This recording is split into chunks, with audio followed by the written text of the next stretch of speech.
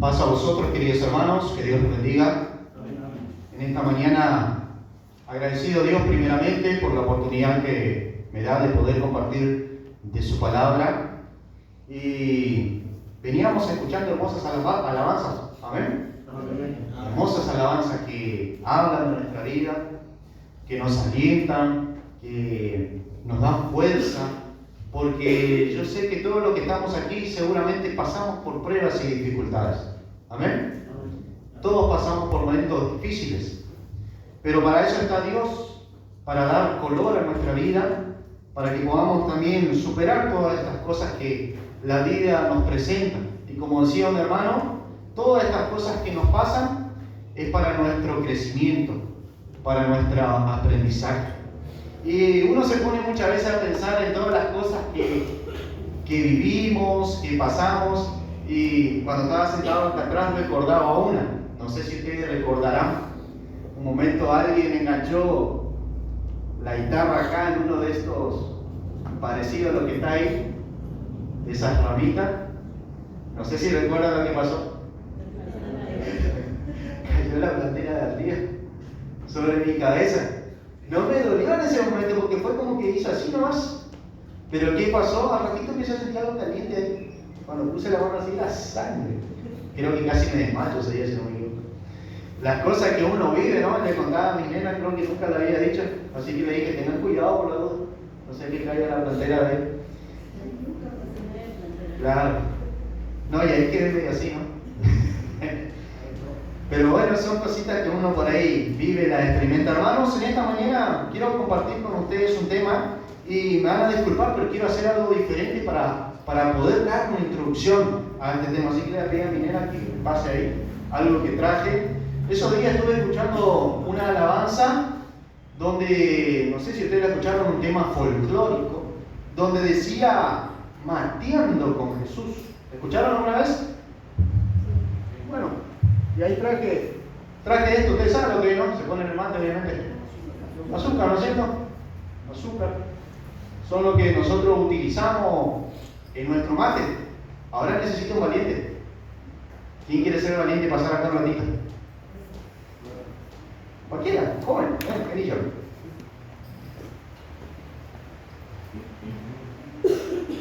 ¿Qué es? ¿Qué hay algo? ¿Azúcar? ¿Qué es? Sal. Acá hay un frasco de sal y acá hay un frasco de azúcar. ¿Cuál te gusta más, Jordan? El azúcar. El azúcar. ¿A quién le gusta el azúcar? ¿Qué preferiríamos más nosotros? El azúcar, ¿no? Pero fíjense, ¿qué color son las dos? Blanco. Tienen muchas cosas en común, ¿cierto? ¿Qué más podemos decir que tienen en común? Sí, pero hablando de la sal y hablando del azúcar. ¿Qué colores? Son blancos. ¿Qué forma es? Refinado. Refinadas, son granitos, cristales, creo que le mencionan a uno, ¿no? ¿Cuál es la función de los dos? Los dos dan sabor. Uno de sal y el otro de azúcar, ¿no? De dulce, salado. ¿Vieron? Pero es similar, ¿no es cierto? Y saben ustedes que la palabra del Señor, discúlpenme que puse en esto flaquito porque ahora también entiende porque hace 2 o 3 semanas le venía diciendo, ¿sabes que tengo una idea? Le decía también, necesito 2 flaquitos. Y ahora entiende por qué. La sal y el azúcar. Fíjense que de esto, hermanos, ¿qué es lo que tenemos que ser nosotros? Sal. ¿Dice eso la palabra del Señor? Vamos a buscar el Evangelio de Mateo, capítulo 5,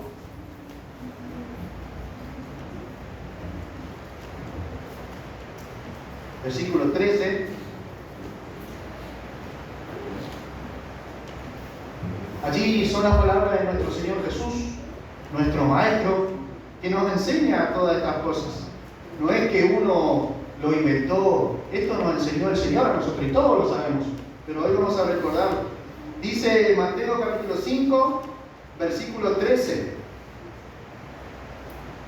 Vosotros sois la sal de la tierra, pero si la sal se desvaneciere, ¿con qué será salada? No sirve más para nada, sino para ser echada afuera y hollada por los hombres. Aquí hay una gran enseñanza, hermanos.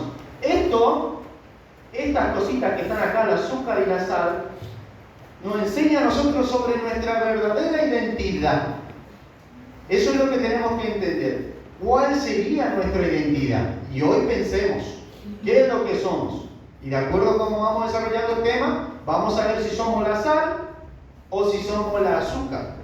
No voy a hablar mucho del azúcar, por ahí puede tocar algo, pero me gustaría enfocarme más en la sal. Cada uno de nosotros, decía el maestro allí, vosotros sois la sal de la tierra. Esta sal, hermanos, da sabor. ¿Sí? Decía allí el Señor, si la sal se desvaneciere, ¿con qué será salada? ¿El mundo qué es lo que necesita, hermanos? Sal. ¿Quiénes son esa sal? Nosotros, ¿sí? Fíjense que si yo agarro un granito de esta sal y meto allí en la comida que estamos haciendo en la cocina, ¿funciona algo? ¿Un granito? No. ¿Hace algo? No hace la gran cosa, ¿no? Pero ¿qué pasa si meto una cucharada? ¿Hace algo? Claro que sí. ¿Qué nos enseña esto, hermanos? Fíjense, cada granito de sal que está acá adentro, somos cada uno de nosotros. Solos, muchas veces no vamos a poder, pero en conjunto, todos juntos, así como está esto, si hacemos algo, ¿se va a poder? Claro que se va a poder. Eso es lo que nos enseña el Señor. Un granito por ahí no hace nada, ¿no? Una pizquita de sal, no. Pero cuando usamos una cucharada, allí sucede algo, hay una transformación, hay un sabor, hay un cambio en la comida. ¿Alguien comió alguna vez una comida sin sal? Por ahí algunos comen, ¿no? Por el tema de la salud. Pero no es tan rica, ¿cierto? Oscar, ¿te gustaría comer una comida sin sal? No. ¿Ve? ¿Por qué? Porque no es buena. Yo por ahí estoy acostumbrado, no sé por qué, pero a veces tienen sal me da lo mismo. Pero la mayoría sé que la sal, la comida sin sal no es rica. Claro, no tiene sabor. ¿Sí? Insípida. Es insípida, muy bien. Hermanos, vamos a leer un texto. Juan capítulo 17.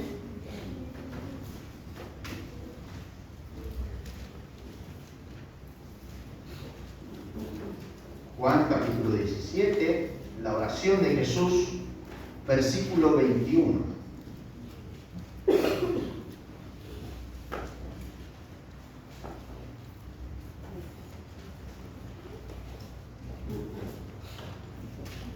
Fíjense, hermanos, lo importante que es esto que vamos a leer, porque hay una enseñanza también. Juan capítulo 17, versículo 21.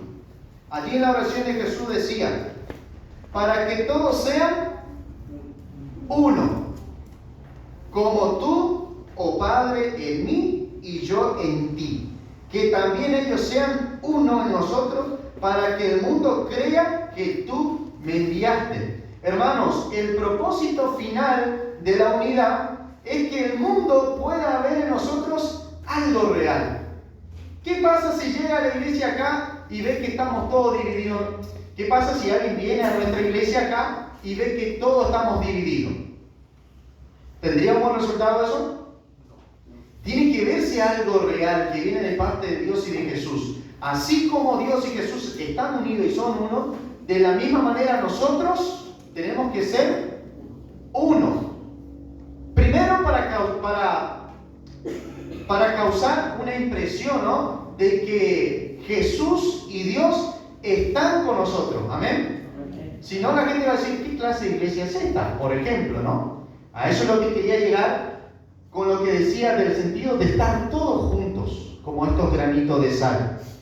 Cuando nosotros, los hijos de Dios, vivimos en amor, en el perdón, porque somos humanos y también tenemos que pedirnos perdón uno a otro cuando nos ofendemos, cuando vivimos en humildad, cuando vivimos en unidad, la gente ve algo distinto a nosotros. Van a decir, verdaderamente ahí está Dios en la vida de ellos. Hermanos, como iglesia tiene que existir el amor entre nosotros, amén. Y fíjense lo que el Señor Jesús enseñó también ahí en Juan capítulo 13, versículo 35.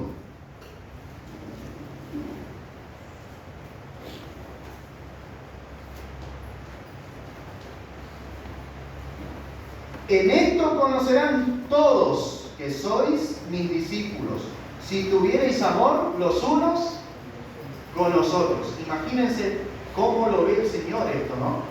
El amor que tiene que existir entre nosotros. Porque ¿quiénes tienen que ver eso en nosotros? La gente, el mundo. Cuando viene un necesitado, ¿qué tenemos que hacer? Ayudar, ¿sí? Compadecernos, tener compasión, misericordia. Porque en algún momento el Señor tuvo misericordia de nosotros, ¿no, hermano Manuel? En algún momento el Señor nos amó, desde antes de la fundación del mundo. Tuvo misericordia. Y ese mismo amor se supone que está en cada uno de nosotros. Es la forma en que nosotros comenzamos a dar sabor a las cosas, a darle el sentido a nuestra vida también. Hermanos, si entramos un poquitito en esto que es la sal, si vamos a los tiempos antiguos, ¿para qué servía mucho la sal, aparte de darle sabor a la comida? ¿Cómo? Muy bien. ¿Para qué otras cosas más? Muy bien, ya vamos a llegar a eso también. Antes había freezer. ¿Cómo se cuidaba la carne? Los alimentos, hermano, verdura, todo eso se frotaba sal. Y eso hacía que, por ejemplo, la carne no se corrompa, no se deteriore. Para eso servía mucho la sal. Y la palabra del Señor, hermanos, trata de enseñarnos eso también. Cuando nosotros, hermanos, existe esa sal que viene de parte de Dios, cumple esa misma función que cumple en una carne física. Esa carne, si no se salaba, se iba a deteriorar, se comenzaba a corromper. Nosotros, hermanos, ¿podemos ser como esa carne que se puede deteriorar y corromper? Si no somos sal, sí. Si no somos sal, si no hay sal en nuestra vida, se va a comenzar a corromper. Por eso el llamado de Dios en Romanos capítulo 12, vamos a leer.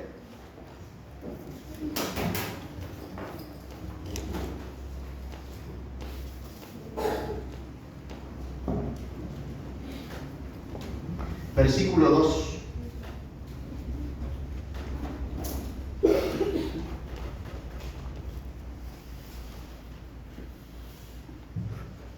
No conforméis a este siglo, sino transformaos por medio de la renovación de vuestro entendimiento, para que comprobéis cuál sea la voluntad de Dios, agradable y perfecta.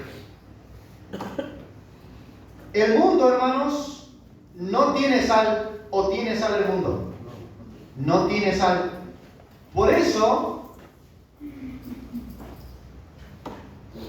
es que se está deteriorando en lo moral, ¿sí? En los principios. El mundo, fíjense que aparenta ser una cosa buena y agradable, pero ¿qué pasa? Por dentro se está deteriorando. La sal, hermanos, detiene en nuestra vida la corrupción moral. La sal hace que nuestra alma no llegue a esa corrupción a tal punto que se viva una vida totalmente desagradable ante los ojos de Dios. Por eso el llamado aquí de la palabra del Señor: no conforméis a este siglo, a lo que el mundo ofrece. ¿Qué es lo que deberíamos hacer nosotros? Dentro del mundo, decía Jesús, vosotros sois la sal, ¿de dónde? De la tierra. Nosotros, hermanos, deberíamos dar sabor. Y aquí podemos sacar mucha enseñanza. Podemos ver que el Señor nos enseña algo lindo cuando nos ponemos a meditar en esto de ser la sal. Cuando un cristiano es sal, detiene la corrupción en su vida, corrupción moral, de lo que podamos mencionar, cualquier corrupción espiritual, todo eso el cristiano detiene en su vida. ¿Y saben qué, hermanos? Cuando nosotros somos sal y estamos en un grupo de gente que no conoce a Dios, ¿qué pasa con nuestra presencia ahí? ¿Qué causa nuestra presencia? ¿Molesta o no? ¿Incomoda o no? Fíjense que antes también la sal se usaba, por ejemplo, según lo que yo leía, cuando alguien, por ejemplo, se hacía un corte grande, dice que le ponían la sal también. ¿Y sabe lo que le hacía la sal a esa herida? Y muchas veces ese es el mismo efecto que causamos nosotros ante la gente que no conoce a Dios. La gente que asustaba también. También, ¿sí? Me imagino cómo sería eso, ¿no? Tremendo. Pero ese mismo efecto deberíamos causar nosotros allá afuera. Acá entre nosotros no, porque todos somos salvos, ¿no? Se supone que todos somos salvos. Por misericordia de Dios, somos salvos. ¿Sí? Esa sal que detiene la corrupción que puede estar en nuestra vida. Vamos a un texto, lo que decía nuestro hermano Manuel en Levítico, capítulo 2.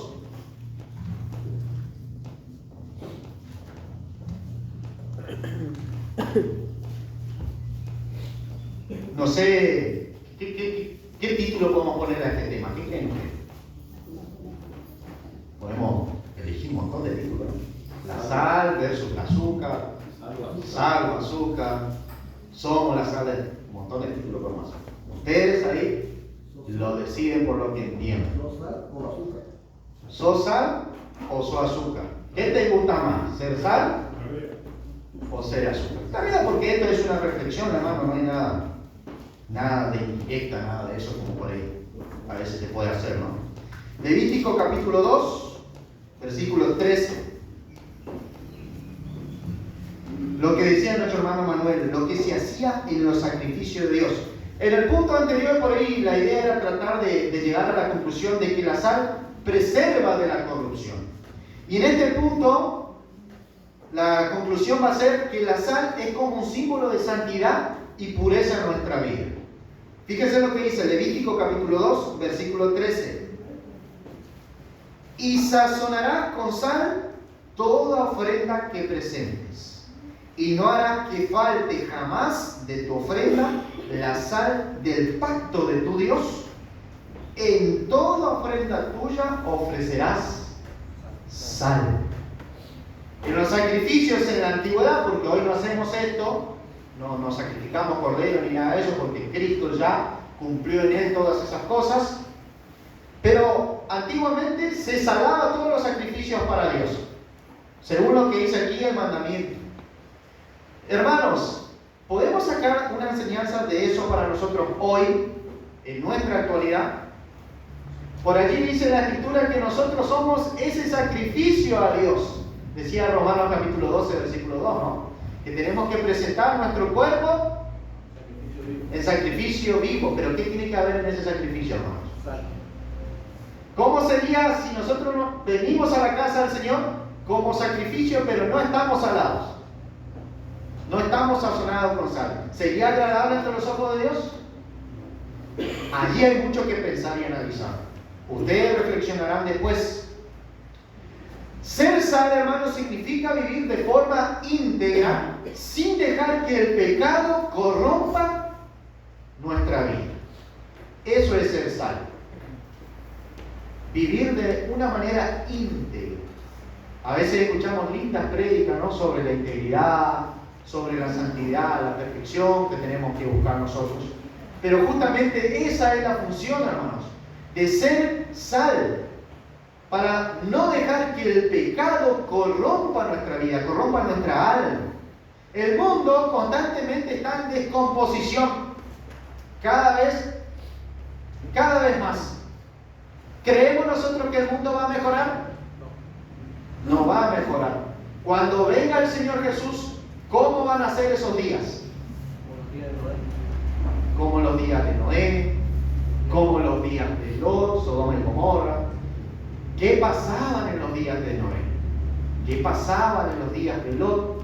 Una corrupción moral tremenda.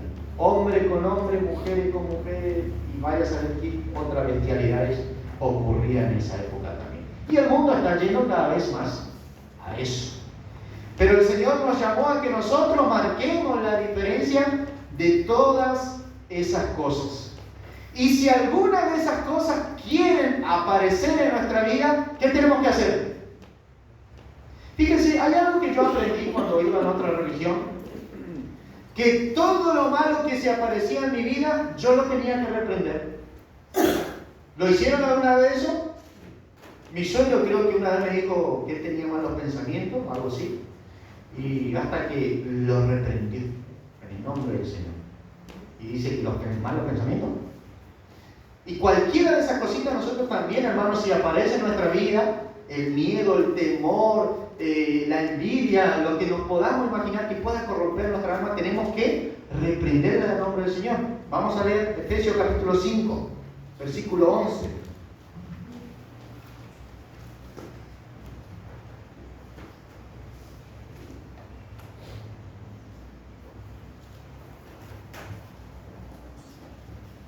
Efesios capítulo 5, versículo 11.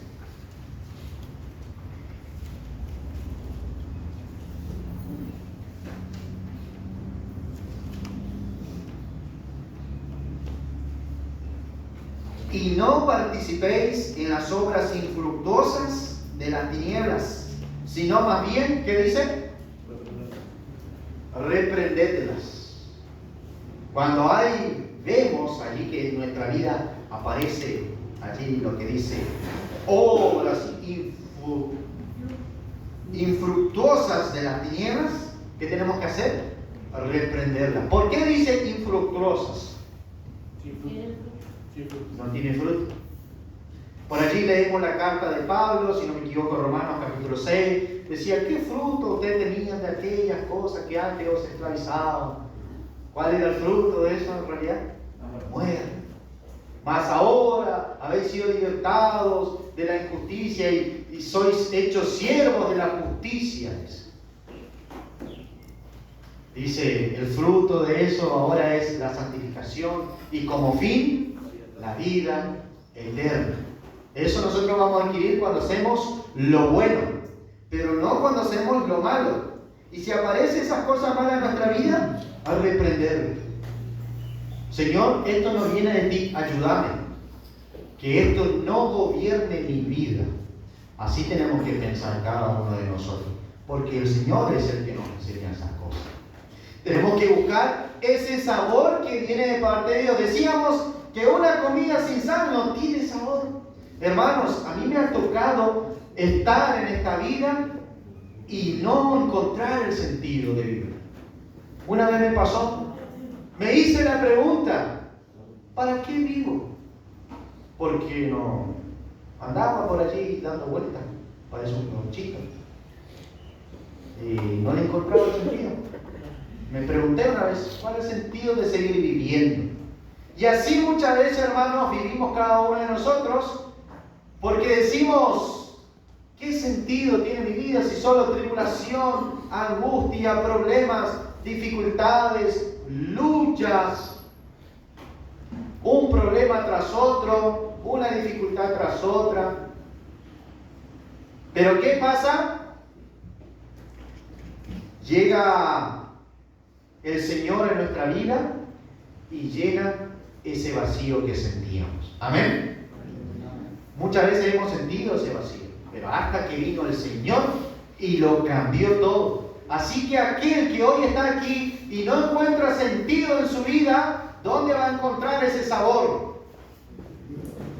En el Señor. No lo va a encontrar en otro lado. No lo va a encontrar en lo que el mundo ofrece, en lo que la vida ofrece, en las vanidades de allá afuera, aunque parecen lindas. No la va a encontrar. Se encuentra cierto refrigerio, pero después que pasa la emoción, ¿qué se comienza a sentir en el corazón? Vacío. que solo Dios lo puede llenar. Esa paz que decía nuestro hermano Manuel, que a pesar de la lucha y las dificultades, está allí en nuestro corazón igual.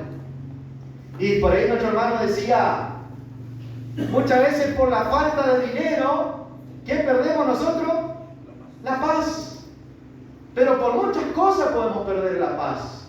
Si yo no perdono a mi hermano, ¿puedo perder la paz? Claro que sí. Hermanos, si yo les ofendo a ustedes 7 veces, ¿qué ustedes deberían hacer conmigo? A Pedro seguro le pareció mucho, ¿no? Cuando dijo, maestro, 7 veces tengo que perdonarle a... ¿Y el maestro qué le dijo? 70 veces 7. ¿Y de dónde el Señor sacó ese número? No sé si ustedes recuerdan, Levítico capítulo 25, nos habla de que Dios le dice a Israel, 6 años tú sembrarás, y el 7º año, ¿qué será? Reposo. El año conocido como el año sabático. Si no me equivoco, se dice Shemitah en hebreo. Algo así. Reposo de la tierra. Muy bien. Pero cada 1, 2, 3, 6 años, 7º reposo. 1, 2, 3, 4, 6 años, 7º reposo. 1, 3, 6 años, 7º reposo. Y cuando llegaba el año 7º de reposo, ¿qué ocurría después del año 49? Jubileo. ¿Qué pasaba en el jubileo? Se perdonaba todo. De ahí, hermano, el Señor también saca la conclusión, 70 veces 7. El profeta Daniel, capítulo 9, menciona 70 semanas están determinadas para tu pueblo. Después de esas 70 semanas, ¿qué va a pasar cuando llegue el cumplimiento de la semana 70? Dice, redimiré a tu pueblo, lo iba a redimir, y iba a quitar del medio el pecado. Cuando el Señor Jesús le dice a Pedro, 70 veces 7, le estaba diciendo lo que el Señor iba a hacer con ellos ya en ese momento. Después, ¿en qué semana murió el Señor Jesús? De la semana de Daniel. A la mitad de la última semana, ¿no? ¿Sí? Y allí se termina cumpliendo después las 70 semanas. ¿Qué Dios o Jesús hizo con su pueblo? ¿Qué llevó de su pueblo y de cada uno de nosotros? El pecado. ¿Los perdonó o no perdonó? Todo. Llevó todo, nos quitó la culpa directamente. Si nosotros éramos esclavos del pecado, somos libres. Y Jesús comienza a vivir, de Jesús para adelante se comienza a vivir un jubileo eterno, donde constantemente la persona puede venir a la presencia del Señor y recibir ese perdón. Pero ese mismo espíritu debe estar en cada uno de nosotros también, de perdonarnos todos los días. Y allí tenemos muchas enseñanzas, hermanos, que sin querer me puse allí. Pero bueno, volviendo al tema, tenemos que ser esa sal. Cuando alguien come algo salado, ¿qué le da? ¿Qué le produce? Sed. ¿Sí? ¿Qué nos enseña eso, hermanos? Nosotros constantemente, si somos sal, ¿qué tenemos que tener? Agua. ¿Y esa agua quién es? Por ahí decimos, hambre y sed de justicia de Dios, no solo el pan vivirá el hombre, sino de toda palabra que sale de la boca de Dios. Mucho podemos aprender ahí. Entonces, la persona que es sal constantemente va a tener hambre o sed de Dios. Yo no puedo decir, no tengo ganas de escuchar la palabra de Dios hoy. ¿O puedo decir eso? Porque si lo digo, ¿soy sal o qué soy? Ahora vamos a ver qué puede representar este azúcar en cada una de nuestra vida. Pero hermanos, nuestra manera de vivir y de ser sal en el mundo debe generar algo en la gente. Sed. ¿No le ha pasado a usted que le hayan dicho alguna vez, la verdad que veo un cambio en tu vida? Me interesa saber qué es lo que fue que te cambió. ¿Le han dicho eso alguna vez? ¿Por qué? ¿Qué es lo que le producimos a esa persona? Sed. Quiere saber qué es lo que a nosotros nos cambió. Ese debe ser el efecto que debe haber allá afuera cuando nosotros verdaderamente somos sal. Causarle sed a la gente. Que quiera conocer de Dios. Pero ¿qué pasa si yo no soy sal y la persona me ve diciendo yo soy cristiano, soy hijo de Dios, pero mi vivir, mi actuar es diferente? ¿Generaré algo en la persona? Voy a generar algo que se aleje más de Dios. Eso voy a generar. ¿Por qué? Porque no le estoy brindando el sabor que debo de brindarle a esa persona. Y allí podemos sacar mucha enseñanza para cada una de nuestra vida. Hermanos, hablando del azúcar, para ir culminando, se puede decir muchas cosas más, pero hablando del azúcar, científicamente, o no sé cómo decirlo, según la medicina, ¿es bueno el azúcar? Mucho azúcar no es bueno, ¿cierto? Porque ¿qué produce en nosotros el azúcar? Puede producir muchas cosas, como cansancio, enfermedad, algunos hasta quedan diabéticos, si no me equivoco, por la mucha azúcar, ¿sí? Mucho caramelo, mucho chupetín, no es bueno, es perjudicial para la salud. Y allí podemos sacar una enseñanza. El azúcar representa lo dulce. Hoy hay muchas iglesias llenas allá afuera, pero ¿por qué? El mensaje, ¿cómo es? Dulce. No es como esa sal que te incomoda, es dulce. Hay una frase que yo siempre me la llevo presente de un estudioso, erudito, que dice: el evangelio que no ofende no es el verdadero evangelio. ¿Por qué? Porque si el evangelio que me hablan a mi vida ampaña, creo que es la palabra, todo lo malo que hago, algo así, ¿qué sentido tendría, no? Sin embargo, todos reconocemos que somos pecadores, ¿cierto? Yo soy pecador, ustedes son pecadores todos. Y la palabra constantemente, ¿qué es lo que va a hacer en nosotros? Nos va a confrontar la palabra de Dios, la que es sal. Sin embargo, el azúcar, ese mensaje que endulza, ese evangelio que endulza, llena multitudes. Pero ¿qué pasa con eso después? No transforma el corazón ese evangelio. No lo transforma. El azúcar atrae, pero no preserva como la sal.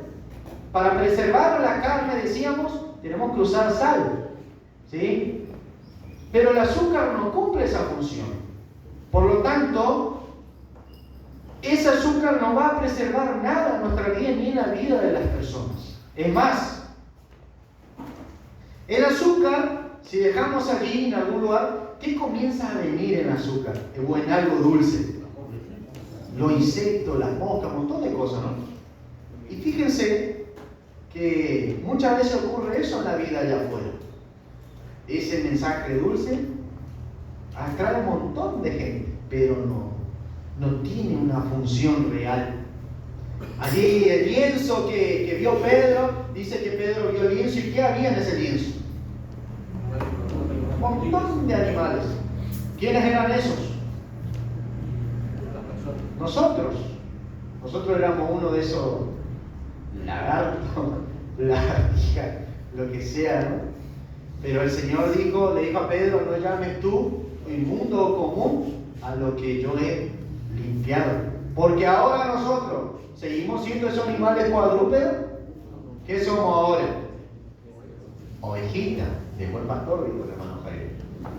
¿Sí? Eso deberíamos ser nosotros. El azúcar trae insectos y fermenta con el tiempo. Así también el evangelio, azucarado o dulce, atrae multitudes, pero no transforma corazones.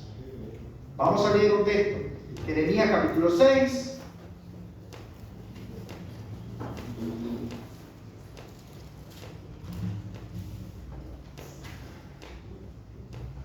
Versículo 14.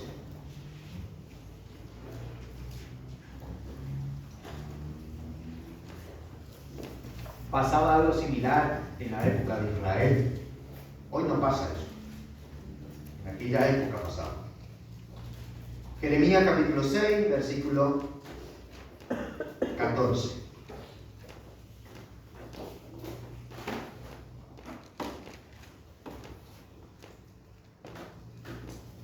Dice: y curan la herida de mi pueblo, ¿con qué? Con liviandad, diciendo paz, paz, ¿y qué no hay? Paz. Venían allí los profetas y supuestamente guiados por Dios, y vemos muchos casos bíblicos, ¿no? Donde hablaban cosas bonitas. Creo que hubo un rey que dijo demasiadas cosas buenas me están hablando, pero por allá hay un profeta que siempre dice algo diferente, ¿no? Era la sal que le incomodaba en ese momento. Pero esto lo vivió Israel, hermano, donde las palabras de estos profetas o de los maestros de Israel llevaban a la liviandad, a ser un pueblo que vivía en el libertinaje, tibio, se tomaban las cosas medias. Elías dijo: ¿hasta cuándo van a andar divagando o claudicando entre dos pensamientos, o Baal o Dios? Y Elías termina mostrando quién es el verdadero Dios de Israel. Ahora, nosotros, ¿cómo demostramos eso en nuestra vida? A través de nuestras obras, a través de esto, siendo sal.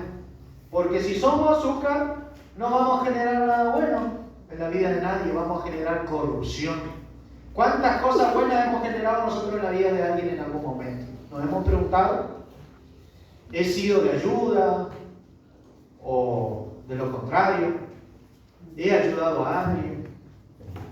¿O lo he llevado más al pozo? En vez de sacarle la corrupción, le llevé más la corrupción.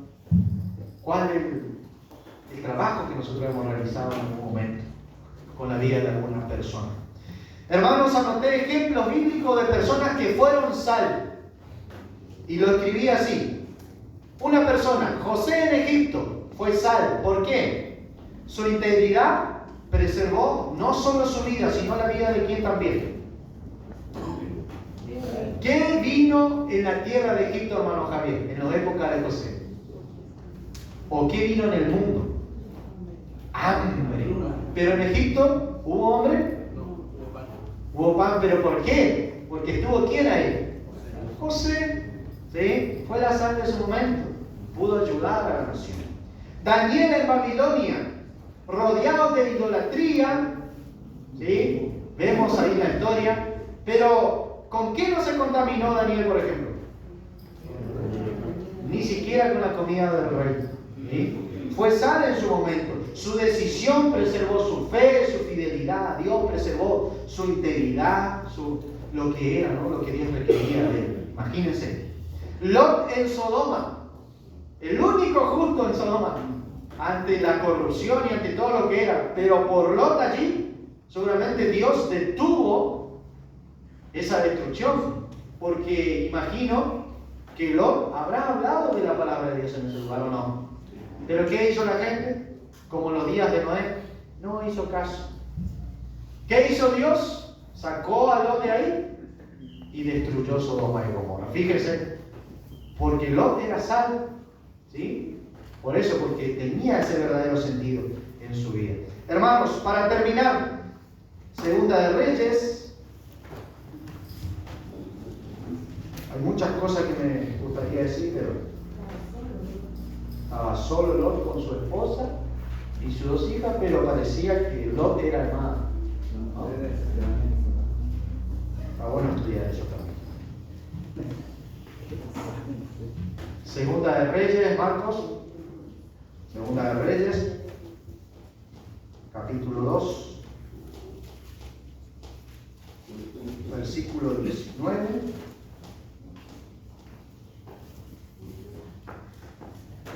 Al 22 nomás lo vamos a leer. Con esto vamos a tratar de terminar. Segunda de Reyes, capítulo 2, versículo 19 al 22. Entrando en contexto, Eliseo toma el lugar de Elías. ¿Qué le había pedido Eliseo a Elías? Doble porción. ¿Se lo dio Elías? Sí. Versículo 19. Y los hombres de la ciudad dijeron a Eliseo: he aquí el lugar en donde está colocada esta ciudad es bueno, hablando de Jericó, como mi señor ve, mas las aguas son malas, y la tierra es estéril. Entonces dijo Eliseo: traedme una vasija nueva y poned en ella sal. Y se la trajeron.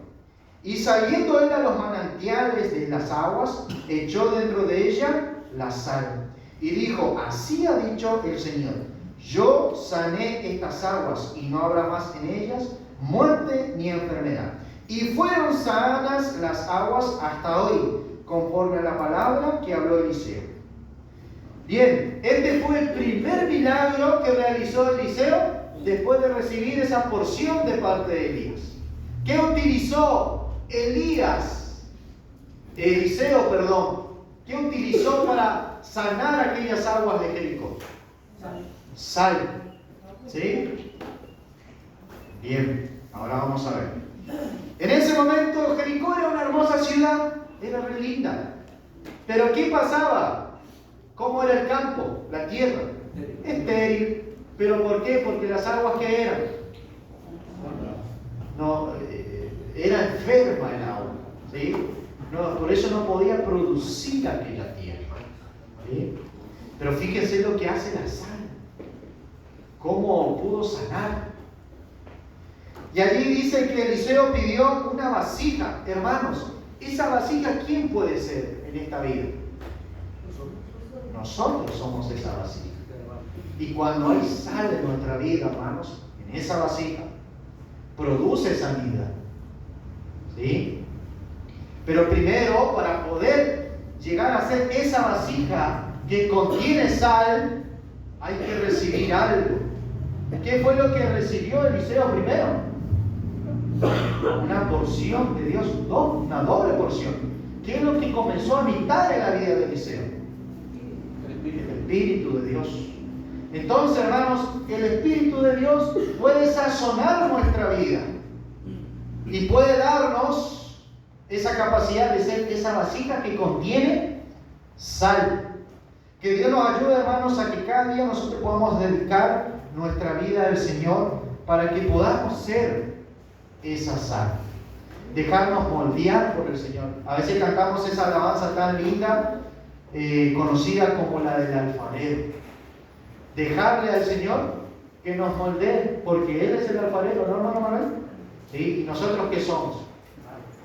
Somos esa vasija de barro que el Señor muchas veces la desarma, la vuelve a armar, la desarma, la vuelve a armar, pero la intención de Él es sacar las impurezas de todo allí para que nosotros podamos ser esa vasija perfecta en las manos del Señor. Que Dios nos ayude, hermanos, a que podamos ser verdaderamente sal y no lo contrario, sino que a través de nuestras acciones nosotros también podamos saborizar nuestra vida y la vida de aquellos que nos observan. Que Dios les bendiga y muchas gracias por escuchar.